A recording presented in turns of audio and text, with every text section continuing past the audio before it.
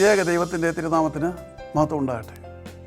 World to world ടെലിവിഷൻ്റെ ആഭിമുഖ്യത്തിൽ നടത്തപ്പെടുന്ന Bible crown പ്രതിദിന പ്രശ്നോത്തരിയിലേക്ക് നിങ്ങളെ എല്ലാവരെയും കർത്തൃനാമത്തിൽ സ്വാഗതം ചെയ്യുന്നു. നമ്മുടെ ഇന്നലത്തെ ചോദ്യം, യേശു ഉയർത്തെഴുന്നേറ്റ ശേഷം ആദ്യമായി യേശുവിൻ്റെ കല്ലറയിൽ പ്രവേശിച്ച ശിഷ്യൻ്റെ പേരെന്ത്? ഉത്തരം പത്രോസ്. യോഹന്നാൻ്റെ സുവിശേഷം 20-ാം അധ്യായം 5-6 വാക്യങ്ങളിൽ അത് കാണുവാൻ കഴിയും. ഇന്നലത്തെ വിജയി.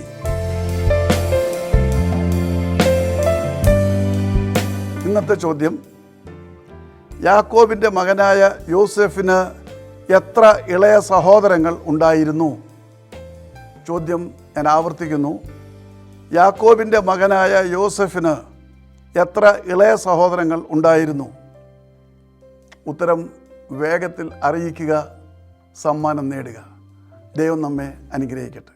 താഴെ കൊടുത്തിരിക്കുന്ന വാട്സാപ്പ് നമ്പറിൽ നിങ്ങളുടെ ഉത്തരങ്ങൾ അയയ്ക്കുക.